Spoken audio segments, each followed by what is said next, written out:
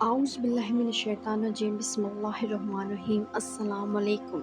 میں ہوں آپ سب کی مس چودھری اور آج کے اس ویڈیو میں ہم بات کرنے جا رہے ہیں تاریخ کے ایک بہت ہی اہم کردار کے بارے میں۔ ایسے کردار تاریخ میں ہمیں بہت کم نظر آتے ہیں۔ کہتے ہیں کہ کچھ لوگ صدیوں بعد پیدا ہوتے ہیں، مگر کچھ لوگ ایسے بھی ہیں جو صدیوں بعد بھی پیدا نہیں ہوتے، وہ بس ایک ہی بار پیدا ہوتے ہیں اور ان جیسا دوسرا ہونا ناممکن ہوتا ہے۔ تاریخ کے ایک ایسے کردار، ایسی شخصیت کے متعلق آج ہم بات کریں گے۔ آج ہے یکم محرم الحرام اور یہ دن ویسے بھی مسلمانوں کے لیے بہت ہی اہمیت کا حامل ہے، مگر بہت ہی کم لوگ یہ جانتے ہیں کہ آج یکم محرم الحرام کو تاریخ کے ایک بہت ہی اہم انسان، شخصیت اور اسلام کو عزت دینے والے عمر بن خطاب کی آج شہادت کا دن ہے۔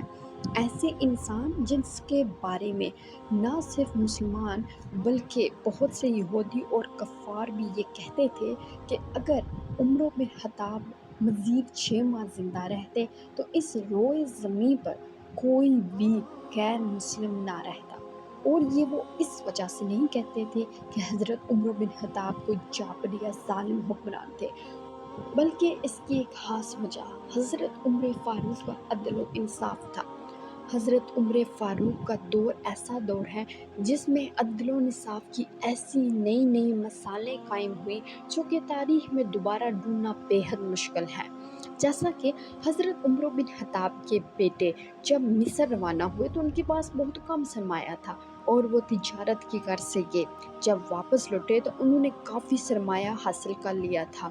حضرت عمر بن خطاب نے اپنے بیٹے سے پوچھ گچھ کی اور ان سے پوچھا کہ کیا آپ نے تھوڑے سے پیسے سے اتنا پیسہ کیسے کمایا؟ تو ان کے بیٹے نے ان کو بتایا کہ وہاں کے مصر کے گورنر نے ان کی تجارت کرنے میں کافی مدد کی، اور جب انہوں نے تجارت میں نفع حاصل کیا تو اس گورنر کو اس کا پیسہ واپس کیا اور اپنا مال اور منافع لے کے وہ واپس آئے ہیں۔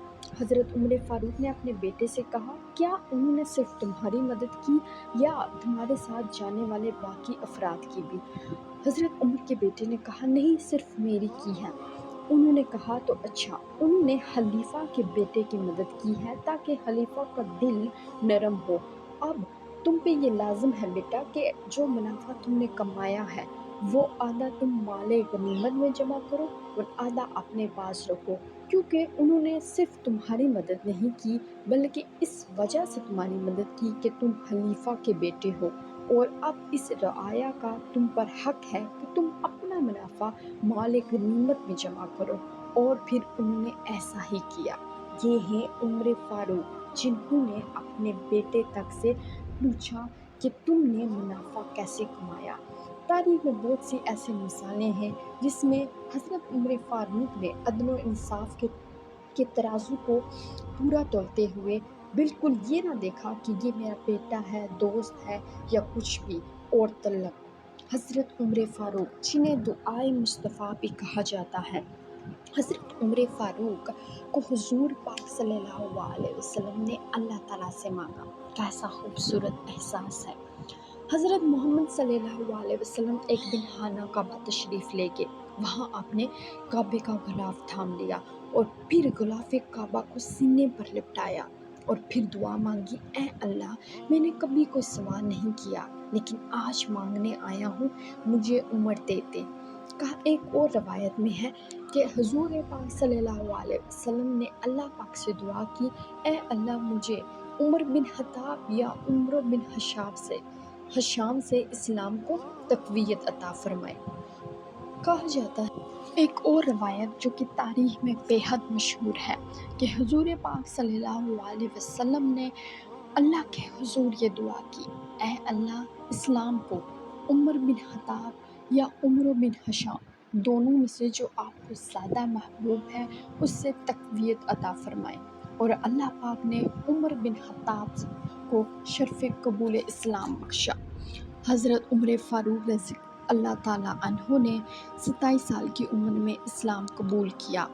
آپ واقعہ فیل کے 13 سال بعد پیدا ہوئے۔ آپ اشراف قریش میں سے تھے۔ زمانہ جاہلیت میں سے آپ کا گھرانہ جنگ و جدل، سفارش اور صلح وغیرہ کے لیے بہت عزت دار مانا جاتا تھا۔ آپ کی کنیت ابو حفص، لقب فاروق اعظم اور اسم عمر ہے۔ آپ نے 62 کے چھٹے سال قبول اسلام کیا، اور جس دن آپ اسلام کے دائرے میں داخل ہوئے، اللہ تعالیٰ نے سورہ انفال کی آیت نازل فرمائی: اے نبی، کافی ہے تجھے اللہ اور جو تابعدار ہیں تیرے مومنوں سے۔ آپ 40 مردوں اور 11 عورتوں کے بعد اسلام قبول کرنے والے شخص تھے۔ ہجرت کے 13ویں سال 30ویں جمادی الاخرہ کو سہ شنبہ کے دن آپ مسند خلافت پر بیٹھے۔ 10 سال اور 8 ماہ آپ خلافت پر رہے، اور حضور پاک صلی اللہ علیہ وسلم نے فرمایا: اگر میرے بعد کوئی نبی ہوتا تو عمر ابن خطاب ہوتا۔ اور ایک اور حدیث بھی بےحد مشہور ہے کہ آپ نے فرمایا: عمر اہل جنت کا چراغ ہے۔ حضرت عمر فاروق کے بارے میں ایک اور یہ اعزاز حاصل ہے کہ ابن ماجہ اور حاکم ابو ذر سے روایت ہے کہ میں نے رسول اللہ صلی اللہ علیہ وسلم کو فرماتے سنا کہ اللہ تعالیٰ نے سچ کو حضرت عمر کی زبان پر رکھ دیا، وہ ہمیشہ سچ ہی کہتے ہیں۔ ایک اور بھی روایت بےحد مشہور ہے کہ جس گلی سے عمر گزرتے ہیں، شیطان اس سے پناہ مانگتا ہے۔ ترمذی کی ایک حدیث ہے کہ آسمان کا ہر فرشتہ حضرت عمر رضی اللہ تعالیٰ عنہ کی توقیر کرتا ہے، اور زمین کا ہر شیطان ان کے خوف سے لرزتا ہے۔ آج بھی حضرت عمر فاروق کا نام آ جائے تو بے ایمانوں کو خوف طاری ہو جاتا ہے۔ اسی طرح حضرت ابو بکر صدیق رضی اللہ تعالیٰ عنہ کے دور میں ایک صحابی عوف بن مالک نے خواب میں دیکھا کہ کوئی کہہ رہا ہے کہ عمر اللہ کے معاملے میں کسی کی پرواہ نہیں کرتا۔ دوسرا، انہوں نے دیکھا کہ عمر خلیفہ بنے گا، اور تیسرا انہوں نے دیکھا کہ عمر کو شہید کیا جائے گا۔ صبح انہوں نے حضرت ابو بکر صدیق رضی اللہ تعالیٰ عنہ کو سارا خواب سنایا۔ آپ نے کہا: میں ابھی عمر کو بلاتا ہوں، تم اس کے سامنے دوبارہ یہ خواب سنانا۔ جب عمر فاروق کے سامنے خواب سنایا گیا تو آپ پہلے خاموش رہے۔ جب انہوں نے کہا کہ آپ خلیفہ بنیں گے تو انہوں نے کہا: خاموش ہو جاؤ، چپ ہو جاؤ، تم یہ کیسی بات کر رہے ہو خلیفہ وقت کے سامنے؟ تو حضرت ابو بکر صدیق نے کہا کہ عمر، تم اتنی عاجزی اختیار نہ کرو، ہو سکتا ہے یہ اللہ کی طرف سے اشارہ ہو کہ میرے بعد آپ خلیفہ وقت بنے۔ اور تیسری بات انہوں نے کہی کہ آپ کو شہید کیا جائے گا۔ اتنے بہادر، شجاعت اور طاقت رکھنے والا شخص کیا کہتا ہے کہ شہید تو بڑے لوگ ہوتے ہیں، میں تو کمزور سا انسان ہوں۔ حضرت عمر فاروق کا قبول اسلام کا واقعہ بھی انتہائی دلچسپ ہے۔ حضرت عمر فاروق کا شمار ان لوگوں میں کیا جاتا تھا جو کہ اس وقت کے طاقتور اور صحیح چاہ و جلال والے انسان تھے، اور جن کے سامنے کسی کی بھی کوئی بھی نہ چلتی تھی۔ حضرت عمر فاروق ایک دن کفار کی کمیٹی نے یہ فیصلہ کیا کہ ہم نعوذ باللہ حضور پاک صلی اللہ علیہ وسلم کو قتل کر دیں گے، اور انہوں نے کہا کہ کون قتل کرے گا؟ تو حضرت عمر فاروق نے کہا کہ میں کروں گا۔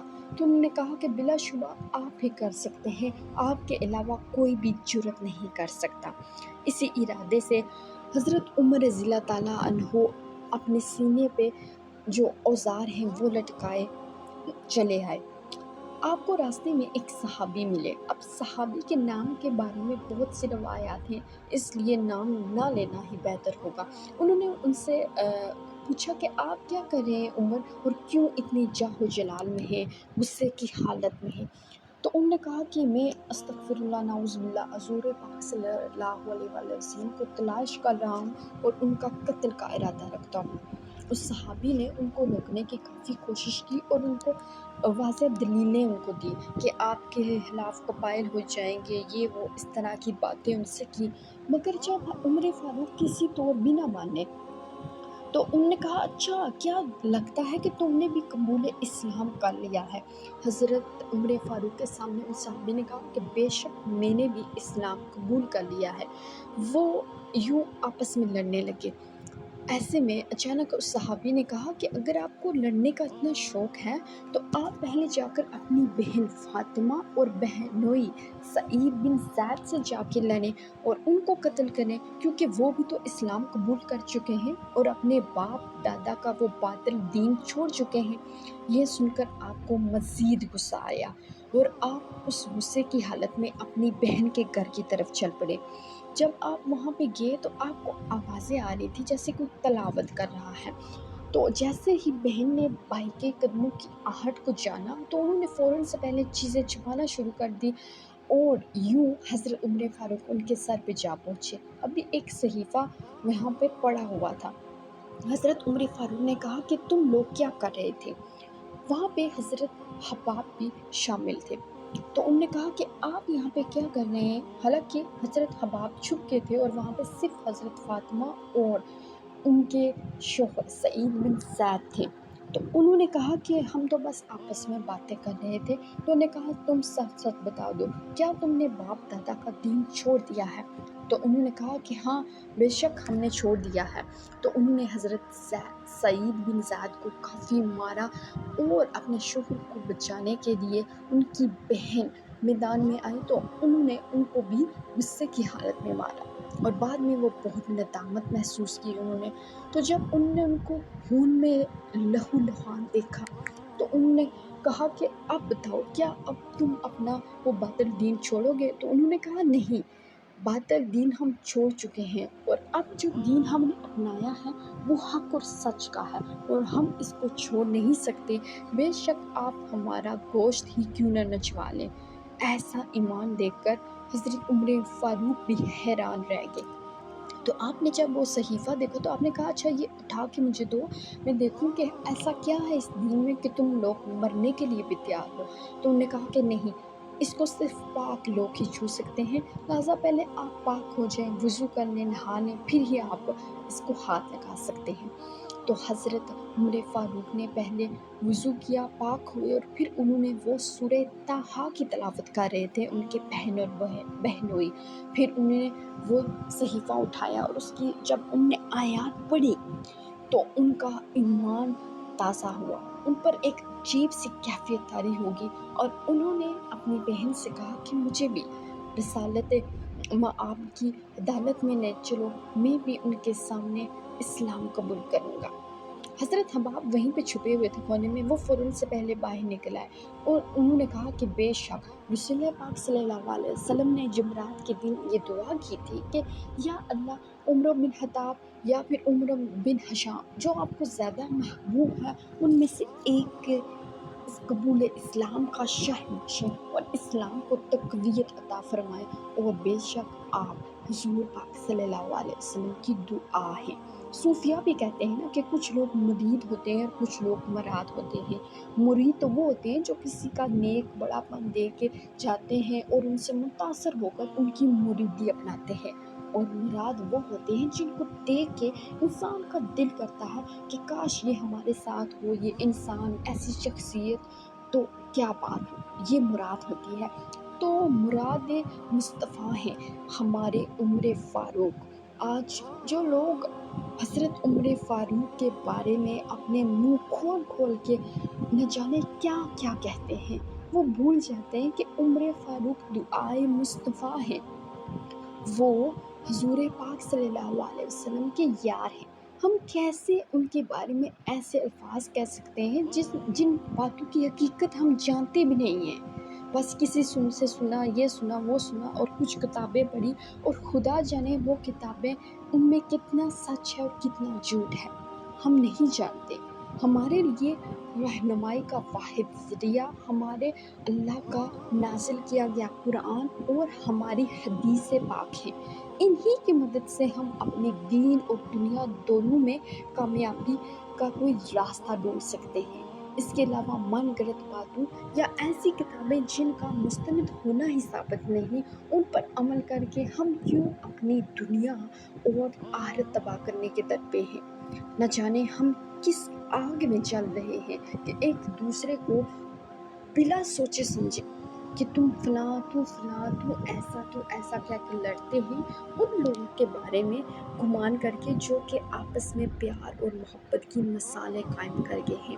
ایک مرتبہ حضور پاک صلی اللہ علیہ وسلم نے حضرت عمر فاروق کا ہاتھ اپنے ہاتھ میں لیا اور دوسری طرف حضرت عمر فاروق کا ہاتھ لیا۔ یوں وہ جا رہے تھے اور گلی میں ہر کوئی ان کو رشک کی نگاہ سے دیکھ رہا تھا۔ حضرت ابو بکر صدیق اور حضرت عمر فاروق اور درمیان میں رسول پاک صلی اللہ علیہ وسلم، اور انہوں نے رسول پاک نے کہا کہ ہم قیامت کے دن بھی ایسے ہی اٹھیں گے۔ تو جب وہ ایسے ہی اٹھیں گے تو وہ لوگ جو حضرت ابو بکر صدیق کو، حضرت عمر فاروق کو برا بلا کہتے ہیں، وہ کیسے رسول پاک صلی اللہ علیہ وسلم کے سامنے کھڑے ہوں گے؟ جو اہل بیت کو تو مانتے ہیں، ان کی محبت میں اس حد تک بڑھ گئے کہ صحابہ کرام کے بارے میں نعوذ باللہ ایسے کلمات کہتے ہیں کہ جیسے وہ اس وقت اس جگہ موجود تھے۔ ایمان اور اپنے دماغ کو حاضر رکھ کر اپنی اصلاح کیجیے۔ اگر ہم حضرت عمر فاروق کی شخصیت کے بارے میں بات کریں تو ان کی شخصیت بہت سادہ تھی۔ ظاہری طور پر وہ بالکل فقیری حالت میں تھے۔ حضرت عمر فاروق نے مدینہ سے مکہ پیدل سفر کر کے حج کیا اور ان کے پاؤں میں جوتا نہیں تھا۔ اور اسی طرح ایک مرتبہ حضرت عمر فاروق عید کا خطبہ دینے جا رہے تھے تو ان کے بیوی نے ان سے کہا کہ ان کا جوتا لے آؤ۔ انہوں نے کہا کہ آپ کا جو جوتا ہے اسے اتنی مرتبہ گانڈا گیا ہے کہ اب اسے گانڈنے کی جگہ بھی نہیں بچی۔ تو حضرت عمر فاروق نے کہا کوئی بات نہیں، میں ایسے ہی ننگے پاؤں چلا جاتا ہوں۔ تو ان کی بیوی نے کہا لوگ کیا کہیں گے؟ تو حضرت عمر فاروق نے کہا مجھے اس بات سے کوئی غرض نہیں کہ لوگ میرے بارے میں کیا کہتے ہیں، میں اس بات سے راضی ہوتا ہوں کہ اللہ اور اس کے رسول میرے بارے میں کیا سوچتے ہیں۔ تو حضرت عمر فاروق پیدل مسجد نبوی کی جانب گئے، وہاں اپنے پاؤں دھوئے اور پھر عید کا خطبہ دیا۔ پھر لوگوں نے ان سے کہا کہ آپ کے پاؤں میں جوتا نہیں ہے، تو انہوں نے کہا کہ یہ عیب تم مجھ میں نہ دیکھا کرو کہ آپ کے پاؤں میں جوتا نہیں یا آپ کے کپڑوں پہ پیوند ہے۔ آپ ایسا کریں کہ اگر آپ میرے ایمان میں یا مجھ سے کوئی عدل و انصاف میں کوئی کمی ہو جائے تو یقیناً آپ لوگ میری رہنمائی کر سکتے ہیں، یہ میرے لیے زیادہ بہتر ہے۔ اسی طرح ایک مرتبہ کیسر نے اپنا ایک قاصد بھیجا کہ حضرت عمر فاروق رضی اللہ تعالیٰ عنہ کا حال احوال معلوم کر کے آؤ۔ تو وہ قاصد مدینے آیا تو اس نے دیکھا کہ یہاں پہ تو کوئی محل نہیں، یہاں پہ تو نہ کوئی ایسا گھر ہے، نہ کوئی بادشاہ نظر آ رہا ہے۔ تو اس نے مدینے کے لوگوں سے پوچھا کہ بادشاہ کدھر ہے؟ انہوں نے کہا یہاں پہ کوئی بادشاہ نہیں ہوتا، ہاں یہاں پہ امیر ہوتے ہیں اور اس وقت وہ مدینے سے کہیں باہر گئے ہوئے ہیں۔ وہ قاصد حضرت عمر رضی اللہ تعالیٰ عنہ کی تلاش میں نکلا اور اس نے دیکھا کہ ایک جگہ پہ حضرت عمر رضی اللہ تعالیٰ عنہ زمین کو ہی اپنا فرش بنائے، ایک جو ہے مٹی کا درا اپنے سر کے نیچے رکھے آرام فرما رہے ہیں اور پاس کوئی بھی پہرے دار نہیں۔ جب اس نے ان کی ایسی حالت دیکھی تو دل پر ہیبت طاری ہوگی۔ اس نے کہا بلا شبہ بادشاہوں کی بھی ایسی ہیبت اور روب نہیں ہوتا جو اس ساری سی حالت میں عمر بن خطاب کا ہے۔ بے شک آپ نے عدل قائم کیا، اسی لیے تو اتنی آرام اور میٹھی نیند سو رہے ہیں، جبکہ اس کے مقابلے میں جو ہمارے بادشاہ ہیں وہ ظلم کرتے ہیں اور ہر وقت خوف ان کے سروں پر سوار رہتا ہے، جس کی وجہ سے ان کی راتوں کی نیندیں اڑ گئی ہیں۔ میں گواہی دیتا ہوں کہ آپ کا دین حق ہے، اگر میں قاسم بن کر نہ آیا ہوتا تو میں ضرور دائرہ اسلام میں داخل ہو جاتا اور قبول اسلام لاتا، لیکن میں واپس لوٹ کر آؤں گا اور اسلام کو قبول کروں گا۔ سبحان اللہ، ایسی شخصیات جن کو دیکھ کر لوگوں کے دلوں پر خوف اور ہیبت طاری ہوتا ہے، مگر ان کی ظاہری حالت دیکھ کر قابل رشک شخصیت مانا جاتا ہے۔ اسی طرح ایک اور واقعہ کہ ایک مرتبہ شام کا گورنر آیا، اس نے لوگوں سے پوچھا کہ آپ کا جو بادشاہ ہے، امیر ہے، وہ کدھر ہے، امیر المومنین؟ تو انہوں نے کہا کہ امیر المومنین تو اس وقت مسجد نبوی میں ہوں گے۔ انہوں نے کہا ٹھیک ہے، میں وہیں چلا جاتا ہوں۔ جب وہ وہاں گئے تو انہوں نے دیکھا کہ 3 شخص بیٹھے ہوئے ہیں اور ایک روٹی کے 3 حصے کیے ہوئے اور وہ کھا رہے ہیں۔ तो वो शख्स वापस आ गया। उसने कहा वहाँ तो कोई अमीरुल मोमिनीन नहीं है, सब एक ही जैसे कपड़े पहने हुए हैं, बल्कि एक शख्स की हालत तो बहुत ही ज़्यादा बुरी है और वो तो एक रोटी के 3 टुकड़े करके खा रहे हैं, बिल्कुल एक जैसा। वहाँ पे तो कोई भी अमीर नहीं है। लोगों ने कहा कि यकीनन वहीं पे अमीरुल मोमिनीन होंगे, मगर तुमने उनको पहचाना ना होगा। फिर एक साहबी उनके साथ आए और उन्होंने बताया कि देखो वो बैठे हुए हैं। उसने कहा इसकी हालत तो सबसे ज़्यादा बुरी है, इसके कपड़ों पर तो जगह जगह बेमन लगे हुए हैं और ये इन लोगों के साथ बैठा खाना खा रहा है। उन्होंने कहा बेशक हमारे अमीरुल मोमिनीन ऐसे ही हैं। तो ऐसे ही हालात को देखते हुए सहाबा-ए-किराम रज़ियल्लाहु ताला अन्हुम ने आपस में मशवरा किया कि अब चूँकि दौर बदल चुका है, हज़रत मोहम्मद सल्लल्लाहु अलैहि वसल्लम हज़रत अबू बकर सिद्दीक़ का दौर मुख्तलिफ था, मगर अब चूँकि हमारे पास बहुत ज़्यादा माल व गनीमत है, तो क्यों ना हम उमर बिन ख़त्ताब से कहें कि वो अपने लिए एक नया कुर्ता जो है सिलवाएँ, ताकि ये लोग जो आगे पीछे से आते हैं वो उनको आसानी से पहचान सकें। तो सब ने मशवरा किया कि कौन उनको ये मशवरा दे। तो सब ने कहा कि हज़रत अली के अलावा कौन ये जुर्रत कर सकता है। फिर सब हज़रत अली रज़ियल्लाहु ताला अन्हु के पास गए तो उन्होंने कहा कि ये बात मैं नहीं कह सकता, हाँ अगर इसके अलावा कोई बात होती तो यकीनन मैं उनसे जाके कहता, मगर ये बात मैं कहने से कासर हूँ। यूँ हज़रत उमर फ़ारूक रज़ियल्लाहु ताला अन्हु के मामले में उन्होंने हज़रत अम्मा आयशा से जाकर बात की। तो उन्होंने कहा ठीक है, आप उमर को भेजिएगा तो मैं उनसे ज़रूर कहूँगी। हज़रत उमर को जब इत्तला मिली कि अम्मा आयशा ने बुलाया है तो कोई वफ़्द आया हुआ था, आपने फ़ौरन वफ़्द को छोड़ा और जाकर अम्मा आयशा के पास गए। और अम्मा आयशा कहती हैं कि वो बिल्कुल अत्ताहियात की हालत में जाकर बैठ गए। तो उन्होंने कहा कि अम्मा देर तो नहीं हुई? उन्होंने कहा नहीं, कोई देर नहीं हुई है। फिर उन्होंने पूछा कि किस गर्ज़ से मुझे बुलाया गया है? तो आपने उनको बताया कि सहाबा-ए-किराम की ये राय है। तो कहते हैं कि हज़रत उमर रज़ियल्लाहु ताला अन्हु बिल्कुल गर्दन नीची करके बैठ गए और जब उन्होंने गर्दन ऊपर उठाई तो उनकी जो दाढ़ी मुबारक थी वो आंसुओं से तर थी। उन्होंने कहा कि अगर आप कहती हैं तो ठीक है, मगर अगर मैं कहूँ तो जैसी मेरे रसूल पाक सल्लल्लाहु अलैहि वसल्लम ने ज़िंदगी गुजारी, मैं वैसी गुजारने पर फ़ौक़ियत दूँगा। हज़रत आयशा रज़ियल्लाहु ताला अन्हा कहती हैं जब मैंने उनका जवाब सुना और उनकी हालत देखी तो मैं भी उनसे ज़्यादा रोने लगी। फिर मैंने कहा जैसे उमर तू राज़ी है वैसे ही तू रह। तो हज़रत उमर फ़ारूक जब अम्मा आयशा के हुजरे से बाहर चले गए तो वहाँ करीब भी सहाबा-ए-किराम इंतज़ार कर रहे थे। फ़ौरन से पहले हज़रत अम्मा आयशा के पास गए और उन्होंने कहा कि क्या कहा उमर फ़ारूक ने? उन्होंने कहा कि जो उमर कहता है ना वो भी ठीक है। तुम लोग जो कहते हो वो अपनी जगह ठीक है, वो ज़ाहिरी बनावट और सजावट है, और जो उमर कहता है वो दिल और इश्क के मामलात हैं। और वो अपने महबूब, अपने प्यारे आका हज़रत मोहम्मद सल्लल्लाहु अलैहि वसल्लम से कैसे जैसे उन्होंने ज़िंदगी गुजारी उसको छोड़कर कैसे किसी और ज़िंदगी को अपना सकता है। जबकि उमर बिन ख़त्ताब हमेशा कहते थे कि मेरे सर पर ये जो सरदारी की टोपी है ये मेरे नबी पाक सल्लल्लाहु अलैहि वसल्लम की दी हुई है। मैं तो एक ऊँट चराने वाले का बेटा था, मैं तो मेरे बाप के 10 ऊँट थे और मैं वो ऊँट चराया करता था, मगर नबी करीम सल्लल्लाहु अलैहि वसल्लम की नज़र मुबारक मुझ पर पड़ी और ये मुझे इज़्ज़त की सरदारी की टोपी पहनाई। हज़रत उमर फ़ारूक ने जब हज किया तो आप वहाँ पे एक खजूर के सूखे तने के साथ लिपट कर ज़्यादा ज़ारो कतार रोने लगे। लोगों ने अर्ज़ की अमीरुल मोमिनीन क्या बात है, आप क्यों रो रहे हैं? तो उमर बिन फ़ारूक ने कहा कि ये वो दरख्त का तना है, जब मैं ऊँट चराया करता था तो यहाँ पे आके बैठा करता था। इसी तरह रूह और ईमान को गरमा देने वाला एक वाक़या कि चूँकि अरब में अत्तर ही सबसे बेहतरीन खुशबू है और लोग उसी का इस्तेमाल करते हैं आज तक, और वो काफ़ी महंगी होती है। तो उनके पास अत्तर आया तो वो लोगों में तक़सीम करना था।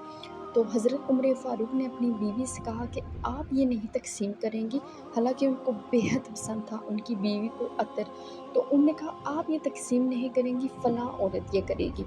تو انہوں نے کہا کہ کیوں نہیں، مجھے تو پسند بھی ہے تو میں خوشی سے لوگوں میں تقسیم کروں گی۔ انہوں نے کہا کہ نہیں، آپ نہیں کر سکتے، یہ کوئی اور جو ہے نا فلاں عورت کرے گی۔ تو پھر انہوں نے اصرار کیا، انہوں نے کہا کہ میں بھی آپ کی بیوی ہوں، میں یہ وجہ جان کے رہوں گی کہ میں کیوں نہیں تقسیم کر سکتی۔ تو حضرت عمر فاروق نے کہا کہ آپ میری بیوی ہیں، اگر عطر تقسیم کرتے ہوئے آپ کے ہاتھوں یا لباس پر کہیں زیادہ عطر رہ گیا تو روز قیامت جب میرا رب مجھ سے سوال پوچھے گا تو میں کیسے ان کا جواب دوں گا کہ کیسے یہ زیادہ ہاتھوں پہ رہ گیا یا کیسے کسی کے حصے کا عطر آپ کے کپڑوں پر رہ گیا۔ تو ان کا جواب سن کے ان کی بیوی کی آنکھ میں آنسو آ گئے اور انہوں نے کہا کہ عمر، اگر مجھے اللہ پاک بخش کر جنت دیں گے نا تو وہ صرف اسی وجہ سے دیں گے کہ میں عمر بن خطاب کی بیوی ہوں۔ یعنی ایسے معاملات کی چھوٹی سی بات بھی ان کے لیے بہت اہمیت کا حامل تھی، اور یہ سوچ کے مجھے آگے جواب دینا ہے۔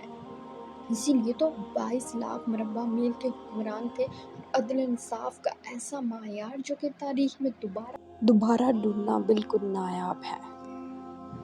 اسی طرح حضرت عمر فاروق کے دور میں ہمیں جگہ جگہ ایسے ایمان افروز واقعات ملتے ہیں جو ایمان کو جھنجھوڑنے کے لیے، تازہ کرنے کے لیے اپنی مثال آپ ہیں۔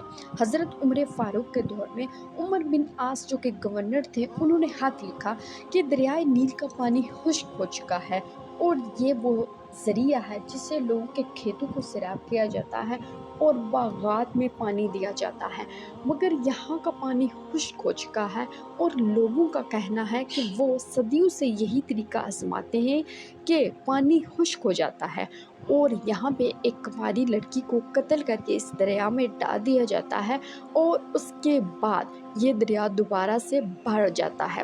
تو میں تو یہ اجازت نہیں دے سکتا، آپ اس بارے میں کیا کہتے ہیں؟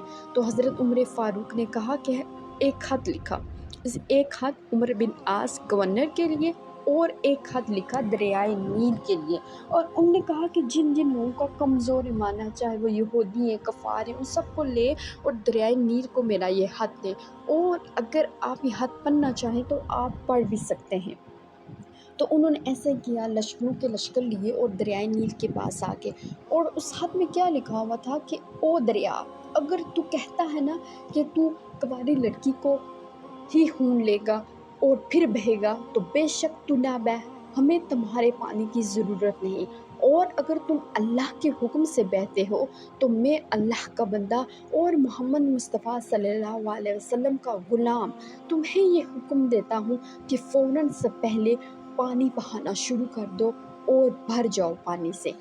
جیسے ہی حضرت عمر بن عاص نے یہ خط دریائے نیل کے حوالے کیا اتنے بڑے لشکر کے سامنے، تو وہ دریا پانی اپنا اس نے جاری کر دیا اور وہ دیکھتے ہی دیکھتے پانی سے بھر گیا۔ لوگوں نے جب یہ ایمان افروز واقعہ دیکھا تو انہوں نے کہا آپ نے ایسا کیا کیا ہے کہ یہ پانی سے بھر گیا؟ پھر انہوں نے ان کو بتایا کہ اس خط میں یہ بات لکھی ہوئی تھی۔ یہ واقعہ سنتے ہی وہاں پہ بہت سے لوگ ایمان لے آئے اور دائرہ اسلام میں داخل ہو گئے۔ یہ طاقت کس کی تھی؟ حضرت عمر فاروق کے ایمان کی طاقت، اپنے رب پر یقین کی طاقت اور محمد صلی اللہ علیہ وسلم کا غلام ہونے کی طاقت۔ اسی طرح اہل بیت سے حضرت عمر فاروق کی محبت بہت بے مثال تھی۔ جو لوگ آج باتیں کرتے ہیں شاید وہ ان واقعات کو پڑھنا نہیں چاہتے، یا ان کی نظروں سے نہیں گزرتے، یا پھر وہ ان کو اہمیت ہی نہیں دیتے۔ جب حضرت عمر فاروق خلیفہ وقت تھے تو کچھ وفد آئے ہوئے تھے باہر سے، تو وہ میٹنگ میں مصروف تھے، تو دروازے پہ جا کے ان کے بیٹے کے عبداللہ بن عمر، تو انہوں نے کہا کہ میں مصروف ہوں، آپ باہر انتظار کریں۔ میٹنگ جاری رہی، ایسے میں ہی حضرت حسن رضی اللہ تعالیٰ عنہ بھی ملاقات کے لیے گئے، دروازے کے باہر وہ بھی کھڑے ہو گئے۔ انہوں نے حضرت عبداللہ بن عمر سے پوچھا تو انہوں نے کہا کہ بابا مصروف ہیں؟ ہاں، انہوں نے مجھے اجازت نہیں دی، اگر آپ جانا چاہتے ہیں تو آپ جا سکتے ہیں۔ مگر حضرت حسن نے کہا نہیں، مجھے ان سے کوئی خاص کام تو نہیں ہے، اس لیے میں انہیں مسجد میں ہی مل لوں گا ظہر کی نماز کے وقت۔ تو وہ وہاں سے چلے گئے۔ جب میٹنگ ختم ہوئی، وفد چلا گیا تو حضرت عمر فاروق نے پوچھا بیٹے سے، کیا کوئی اور بھی ملنے کے لیے آیا تھا؟ تو انہوں نے کہا کہ حضرت حسن رضی اللہ تعالیٰ عنہ آئے تھے۔ یہ سننا ہی تھا تو آپ کی آنکھ میں آنسو آ گئے۔ آپ نے کہا کہ تم نے بہت غلط کیا، میرے ساتھ نا انصافی کی ہے، تم نے ان کو اندر کیوں نہیں بھیجا؟ تو انہوں نے کہا کہ آپ نے بابا جان مجھے منع کیا تھا، مگر میں نے ان کو اندر آنے سے منع نہیں کیا۔ انہوں نے کہا اگر آپ کو اجازت نہیں ہے تو مجھے کوئی خاص کام نہیں، اس لیے میں چلا جاتا ہوں۔ حضرت عمر فاروق نے جب یہ جواب سنا تو فوراً سے پہلے وہ بھی چلے گئے اور جا کر مسجد نبوی میں حضرت حسن رضی اللہ تعالیٰ عنہ کا دروازہ کھٹکھٹایا۔ جب حضرت حسن رضی اللہ تعالیٰ عنہ دروازے پہ آئے، انہوں نے دیکھا تو انہوں نے کہا کہ آپ یہاں پہ کیوں تشریف لائے ہیں؟ حضرت عمر فاروق نے ایمان، محبت، عشق ایسا تھا نبی سے کہ اپنی دستار جوش جذبات میں آ کر ان کے پاؤں میں رکھ دی، حضرت حسن رضی اللہ تعالیٰ عنہ کے پاؤں میں رکھ دی اور ان سے کہا کہ میں آج جو کچھ بھی ہوں، میرے سر پہ یہ جو بال ہیں نا، یہ بھی آپ کے نانا جی کی بدولت ہے۔ تو آپ نے مجھے کیوں نہیں شرف بخشا؟ آپ اندر کیوں نہیں تشریف لائے؟ تو انہوں نے کہا کہ آپ کے بیٹے بھی دروازے پہ کھڑے تھے، میں نے سوچا اگر ان کو اجازت نہیں تو میں کیسے جا سکتا ہوں؟ تو انہوں نے کہا کہ میرے بیٹے عبداللہ بن عمر کی ماں حضرت فاطمہ بنت محمد صلی اللہ علیہ وسلم نہیں ہے، ان کی نانا خدیجہ کبریٰ نہیں ہے، ان کے نانا حضرت محمد مصطفیٰ صلی اللہ علیہ وسلم نہیں ہے۔ تو یہ جواب سن کے حضرت حسن رضی اللہ تعالیٰ عنہ ان کے عشق اور ان کی محبت دے کر سرشار سے ہو گئے۔ نہ جانے کیوں آج ہمیں یہ محبت نہیں نظر آتی۔ حضرت عمر فاروق کا دور ایسا کمال کا دور تھا کہ 22 لاکھ مربع میل کا حکمران چہرے پر نقاب لگائے گلیوں میں گشت کر رہا تھا، یہ جاننے کے لیے کہ لوگوں کا احوال کیا ہے۔ ایک مرتبہ گشت کرتے ہوئے آپ نے دیکھا کہ ایک بوڑھی اماں پریشان بیٹھی ہے۔ آپ نے بوڑھی سے اندر آنے کی اجازت چاہی، مگر بوڑھی نے انکار کر دیا۔ آپ نے دوبارہ اجازت مانگی تو بوڑھی نے کہا کہ پریشان نہ کرو اور یہاں سے چلے جا۔ حضرت عمر یہ سن کر پریشان ہوئے اور منت سماجت کی کہ اماں جی مجھے اندر آنے کی اجازت دیں۔ یہ سن کر بوڑھی نے اجازت دے دی۔ حضرت عمر فاروق چہرے پر نقاب لگائے اپنے غلام کے ساتھ گھر میں داخل ہوئے اور پوچھا کہ اماں جی آپ کیوں پریشان ہیں؟ حضرت عمر فاروق جواب سن کر حیران رہ گئے۔ بوڑھی نے کہا کہ میں عمر سے ناراض ہوں۔ حضرت عمر فاروق نے کہا کیوں؟ تو بوڑھی نے کہا کہ میں غریب ہوں، بوڑھی ہوں، بیوہ ہوں اور بے اولاد ہوں، 3 دن ہو گئے ہیں بھوکی ہوں اور 25 دینار کا قرضہ ہے مجھ پر، مگر عمر نے میرا احوال نہیں پوچھا۔ حضرت عمر فاروق یہ سن کر پریشان ہوئے اور کہا کہ عمر کو کیسے معلوم ہوگا کہ آپ پریشان ہیں اور اس حال میں ہیں؟ تو وہ بوڑھی عورت بھی جمہوریت جانتی تھی۔ اس نے کہا کہ اگر عمر میری خبر نہیں رکھ سکتا تو حکومت کرنے کا حق بھی نہیں رکھتا۔ یہ سن کر حضرت عمر رونے لگے اور فوراً گھر سے جا کر پکا پکایا کھانا لیا، 2 بوریاں اناج کی لی اور اپنے کاندھوں پہ اٹھا کے پھل وغیرہ لے کر آئے۔ غلام نے کہا کہ میں آپ کی مدد کرتا ہوں۔ آپ نے کہا کہ اگر وعدہ کرتے ہو کہ قیامت کے دن بھی میرا بوجھ اٹھاؤ گے تو پھر میں دینے کو تیار ہوں۔ یہ سن کر غلام خاموش ہو گیا۔ عمر نے خود 2 بوریاں اناج، پھل اور کھانا لیا اور اس بوڑھی عورت کے پاس آئے، اسے دیا اور ساتھ میں اس کے 25 دینار کا قرضہ بھی ادا کیا، اور آپ کہا کہ اب آپ عمر کو معاف کر دیں۔ بوڑھی نے کہا نہیں، میں تو غریب ہوں، بوڑھی ہوں، نہ جانے کب بلاوا آ جائے۔ جب میں اس دنیا سے جاؤں گی نا تو میں کالی کملی والے کو اس کی شکایت لگاؤں گی۔ میں کہوں گی آپ نے عمر کو چھوڑا تھا خلافت کے لیے، مگر عمر نے ہمارا حال نہیں پوچھا۔ یہ سن کر آپ بے حد رونے لگے، آپ کی داڑھی مبارک آنسو سے تر ہوگی۔ آپ نے کہا اماں ایسا نہ کرنا، عمر بڑا کمزور ہے، وہ حضور پاک صلی اللہ علیہ وسلم کا سامنا نہیں کر پائے گا۔ تو بوڑھی نے کہا نہیں، میں تو ایسے ہی کروں گی، میرے اختیار میں تو اور کچھ نہیں۔ फिर आपने मिन्नत समाजत की तो बूढ़ी मान गई, कहने लगी चलो ठीक है, तुम्हारे कहने पर मैं उमर को माफ़ करती हूँ। आपने कहा ऐसे नहीं, आप मुझे लिख कर दें कि आप उमर को माफ़ करते हैं। बूढ़ी ने कहा ठीक है, तुम लिखो, मैं साइन कर दूंगी। हज़रत उमर फ़ारूक ने लिखा, फ़लाँ इब्ने फ़लाँ उमर से नाराज़ थी। फिर उमर ने राज़ी कर लिया। जैसे ही बूढ़ी औरत दस्तखत करने वाली थी कि हज़रत अली रज़ी अल्लाह ताला अन्हो और हज़रत अब्दुल्ला बिन मसऊद हज़रत उमर फ़ारूक की तलाश में उस बूढ़ी उम्मा के घर आ गए और कहा, उमर तुम यहाँ बैठे हो और हम तुम्हें पूरे हर जगह तलाश करते फिर रहे हैं। वहाँ पे शाम के गवर्नर आए हुए हैं तुमसे मुलाकात के लिए। ये सुनकर बूढ़ी हैरान रह गई कि मेरे सामने बैठा शख्स उमर फारूक है। तो हज़रत उमर फारूक ने कहा कि ना ना अम्मा, तुम परेशान मत हो, बस तुम अपनी बात पर कायम रहो और तुम दस्तखत कर दो। यूं उस बूढ़ी औरत ने दस्तखत किए और हज़रत उमर फारूक ने हज़रत अली और हज़रत अब्दुल्ला से कहा, आप बतौर गवाह दस्तखत करें। यूं हज़रत उमर फ़ारूक ने वो लिफाफा हज़रत अली रज़ी अल्लाह ताला अन्हु को दे दिया और उनसे कहा, मुझे उम्मीद है मैं आपसे पहले इस दुनिया से चला जाऊंगा और जब मैं इस दुनिया से जाने लगूँ तो ये लिफाफा मेरे कफन में रख दीजिएगा। और जब रसूलुल्लाह सल्लल्लाहु अलैहि वसल्लम मुझसे पूछेंगे हकीकत हाल, तो मैं उनसे ये कह सकूँगा कि एक बूढ़ी अम्मा नाराज़ थी, उमर उसे भी राज़ी कर आया है। तारीख बड़ी पड़ी है हज़रत उमर फ़ारूक के ईमान अफरोज़ वाक़यात से, मगर अभी हम बात करेंगे हज़रत उमर फ़ारूक की शहादत। यह 27 ज़ुल्हिज्जा सन 23 हिजरी बुध का दिन था जब सैयदना उमर फ़ारूक अपने घर से मस्जिद नबवी फजर की इमामत की घर से आए। आपने तमाम सफ़ें दुरुस्त करवाई और नमाज की इमामत शुरू की। जैसे ही आपने इमामत शुरू की, पहली सफ़ों में छुपे दुश्मन ने आप पे वार कर दिया। आपने लोगों को मुतला करने के लिए कहा कि मुझे कुत्ते ने काट लिया है। यूँ लोगों को मालूम हुआ कि आप पर हमला किया गया है और लोग हमलावर को पकड़ने के लिए लपके और इस कोशिश में तकरीबन 13 लोग मज़ीद ज़ख्मी हुए, जिनमें से 7 शहीद हो गए और बाकी सेहतयाब हो गए। बाकी पिछली सफ़ों में लोग सुबहान अल्लाह कहने लगे, क्योंकि उस वक्त का तरीक़ाकार था, अगर इमामत कराने वाला खामोश हो जाए तो उसको दोबारा से मुतला करने के लिए, उसकी तवज्जो दिलाने के लिए सुबहान अल्लाह कहा जाता था। यूँ हज़रत अब्दुर्रहमान बिन औफ ने इमामत संभाली।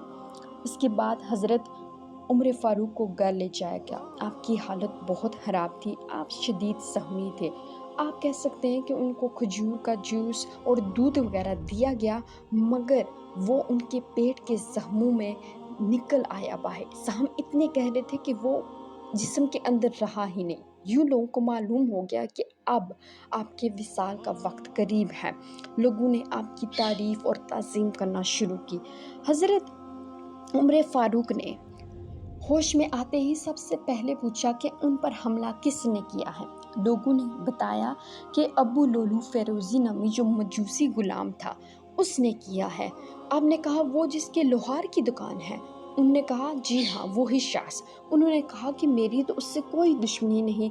बहरहाल उन्होंने अल्लाह का शुक्र अदा किया कि मुझ पर हमला करने वाला कोई मुसलमान नहीं था।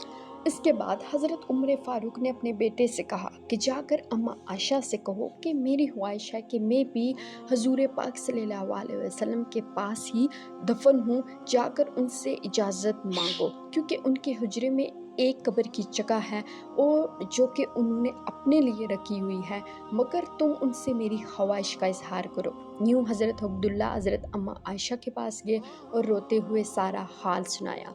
अम्मा आयशा की आंखों में भी आंसू आ गए। उन्होंने कहा बेशक वो जगह मैंने अपने लिए रखी थी, मगर उमर की मोहब्बत ऐसी है कि अब इनकार मुमकिन नहीं, लिहाजा उन्हें इत्तला करें कि मैंने उनको इजाज़त दे दी है। हज़रत अब्दुल्ला बिन उमर वापस आए और उन्होंने बाबा जान को सारी सूरत हाल बताई। इस पर हज़रत उमर फ़ारूक को काफ़ी इत्मीनान हुआ। 3 दिन करबनाक तरीके से ज़ख्मों की हालत तकरीबन बहुत ख़राब हो चुकी थी। अज़ियत में गुजारते हुए यकम मुहर्रमुल हराम सन 24 हिजरी को 62 سال کی عمر میں آپ نے جام شہادت نوش فرمایا، مگر شہادت سے پہلے بیٹے کو ایک بار پھر کہا کہ اماں عائشہ سے پہلے اجازت لینا، پھر اس کے بعد مجھے دفن کرنا اگر وہ اجازت دیں تو۔ اس کے علاوہ انہوں نے اپنے بیٹے سے کہا کہ مجھ پر 80 دینار کا قرضہ ہے، 22 لاکھ مربع میل کا حکمران اور 80 دینار کا قرضہ ہے اس پر، اور انہوں نے کہا کہ کوشش کرنا کہ یہ قرضہ تم خود ادا کر سکو، اگر نہ کر سکو تو پھر میرے دوستوں سے کہنا، اور اگر وہ بھی نہ کر سکیں تو پھر حضرت علی رضی اللہ تعالیٰ عنہ سے کہنا۔ وہ لوگ جو بڑی بڑی باتیں کرتے ہیں، دوستوں کی ایسی مثالیں دیکھیں کہ حضرت عمر فاروق کے وصال کا وقت ہے، اور انہوں نے کیا کہا کہ اگر کوئی بھی نہ دے، کہیں سے کوئی بات نہ بنے تو حضرت علی سے کہنا کہ وہ میرا قرضہ ادا کرنے کا معاملہ کرے۔ اسی طرح جب آپ وفات پا گئے تو آپ کا نماز جنازہ مسجد نبوی میں ادا کیا گیا، اور وہاں پہ سب سے پہلی جو ہائے نکلی وہ حضرت علی رضی اللہ تعالیٰ عنہ کی تھی۔ حضرت عمر فاروق رضی اللہ تعالیٰ عنہ کی وفات پر حضرت علی رضی اللہ تعالیٰ عنہ بے حد رنجیدہ تھے۔ لوگوں نے آپ سے پوچھا تو آپ نے کہا کہ کیا تم دیکھتے نہیں کہ یہ کس کا جنازہ ہے؟ یہ ایسے کام کر کے گیا ہے کہ کرنا مشکل ہے۔ پھر حضرت علی رضی اللہ تعالیٰ عنہ نے حضرت عمر فاروق کے جنازے پہ جا کے اللہ پاک سے دعا کی کہ اے اللہ مجھے بھی ایسے کام کرنے کی توفیق عطا فرما جیسے کہ عمر کر کے گیا ہے۔ اس جیسا بڑا شخص بہت مشکل ہے ڈھونڈنا۔ اور حضرت عمر فاروق نے جو ایک وصیت کی وہ یہ بھی تھی کہ خبردار خلیفہ وقت کا انتخاب کرتے وقت میرے بیٹوں سے بالکل رائے مت لینا۔ اتنا بڑا شخص جو کہ خلیفہ ہے، آج کل کے وقت میں اگر ہم پوچھیں کسی صدر سے تو وہ تو کہے گا کہ جی میرے بیٹے کو ہی کریں، یہی سب سے زیادہ قابل ہے۔ آج کل آپ نے دیکھا ہے کہ کوئی خلیفہ امامت کرواتا ہے، اس سے ابھی ہم دوسرا کلمہ پوچھ لیں تو ان کے پسینے ایسے چھوٹتے ہیں، ایسے رونگٹے کھڑے ہو جاتے ہیں جیسے پتہ نہیں کون سا سوال پوچھ لیا ہے۔ گڑبڑ ہمارے اندر ہے، ہمارے ایمانوں میں ہے۔ بہرحال حضرت صہیب رضی اللہ تعالیٰ عنہ نے حضرت عمر فاروق کی نماز جنازہ پڑھائی، حضرت علی رضی اللہ تعالیٰ عنہ، حضرت عثمان رضی اللہ تعالیٰ عنہ، حضرت عبد الرحمن رضی اللہ تعالیٰ عنہ، حضرت سعد بن وقاص، حضرت طلحہ اور حضرت عبد الرحمن بن عوف نے سیدنا عمر فاروق کو قبر میں اتارا۔ اللہ اکبر۔ آج یکم محرم الحرام حضرت عمر فاروق کی شہادت کا دن ہے، اور ہم سے بالکل بہت سے لوگ ایسے ہوں گے جو جانتے بھی نہیں ہوں گے۔ محرم الحرام ہمیشہ سے ہم حضرت امام حسن اور حسین سے منسوب کرتے ہیں، مگر ہم میں سے بہت سے لوگ ہیں وہ جانتے ہی نہیں کہ یکم محرم الحرام حضرت عمر فاروق کی شہادت کا دن بھی ہے۔ اللہ تعالیٰ ہمیں ایسے باکمال شخصیات کے جو سبق ہیں ان پر عمل کرنے کی توفیق عطا فرمائے۔ جیسی یہ روشن مثالیں ہمارے لیے چھوڑ کے گئے ہیں، اللہ تعالیٰ ہمیں توفیق دے کہ ہم ان سے کچھ نہ کچھ سیکھ کے اپنی دین اور دنیا دونوں کو سنوار سکیں۔ آمین۔ جزاک اللہ بالخیر۔